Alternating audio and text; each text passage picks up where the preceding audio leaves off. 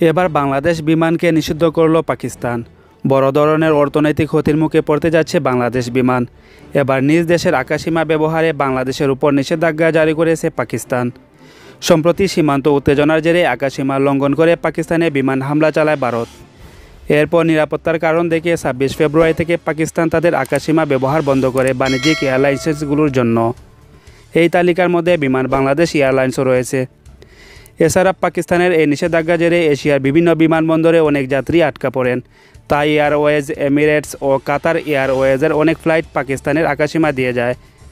সেটি বন্ধ হয়ে ফ্লাইট বাতিল করতে বাধ্য হয় তারা। জানা গেছে, আগে ঢাকা থেকে সৌদি আরবে জেদ্দা পৌঁছতে বিমান বাংলাদেশ এয়ারলাইন্সের সময় লাগে প্রায় 7 ঘন্টা 20 মিনিট। জেদ্দা যেতে পাকিস্তানের আকাশসীমা ব্যবহার করে বিমান বাংলাদেশ। সম্প্রতি ভারত পাকিস্তান সম্পর্কে উত্তেজনার কারণে ইসলামাবাদ তাদের আকাশসীমা বন্ধ করে দিয়েছে। এ কারণে জেদ্দা পৌঁছতে 1 ঘন্টা অতিরিক্ত সময় লাগছে।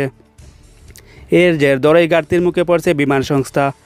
তবে বাড়তি ব্যয়ের দায় এখনও যাত্রীদের উপর চাপানো হয়নি। জানা গেছে, শুধু জেদ্দা নয়, লন্ডন, দাম্মাম, কুয়েত, দোহা যেতে পাকিস্তানের আকাশসীমা ব্যবহার করা হয়। সূত্রে জানা যায়, ফ্লাইটের সময় বেড়ে যাওয়ায় শিডিউলের বিরূপ প্রভাব পড়ছে। ফ্লাইট শিডিউল আগে নির্ধারিত হলেও বর্তমান পরিস্থিতির কারণে নির্ধারিত সময়ে পৌঁছানো যাচ্ছে না। পাকিস্তানের আকাশসীমা বন্ধ হওয়ায় দাম্মাম যেতে 5 ঘন্টা 50 মিনিটের বদলে লাগছে 6 ঘন্টা 30 মিনিট। কুয়েত যেতে 6 ঘন্টা 15 মিনিটের বদলে লাগছে 7 ঘন্টা। দোহা যেতে 5 ঘন্টা 30 মিনিটের বদলে লাগছে 6 ঘন্টা 15 মিনিট। লন্ডন যেতে 10 ঘন্টা 45 মিনিটের বদলে লাগছে 12 ঘন্টা। বিষয়টি নিশ্চিত করে বিমান বাংলাদেশ এয়ারলাইন্স লিমিটেডের ব্যবস্থাপনা পরিচালক ও প্রধান নির্বাহী কর্মকর্তা এম মুসাদ্দিক আহমেদ বলেন, পাকিস্তানের আকাশসীমা ঝুঁকিপূর্ণ হওয়ায় বাধ্য হয়ে বিকল্প পথ ব্যবহার করতে হচ্ছে। এতে অতিরিক্ত সময় বিমান উড়ায় জ্বালানি বেশি লাগছে, খরচও বৃদ্ধি পাচ্ছে।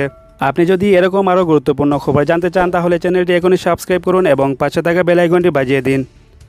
আর এই নিউজের লিঙ্ক আমি ডিসক্রিপশনে দিয়ে দেবো, প্রয়োজনে সেখান থেকে আপনারা পড়ে নিতে পারবেন। আল্লাহ হাফিজ।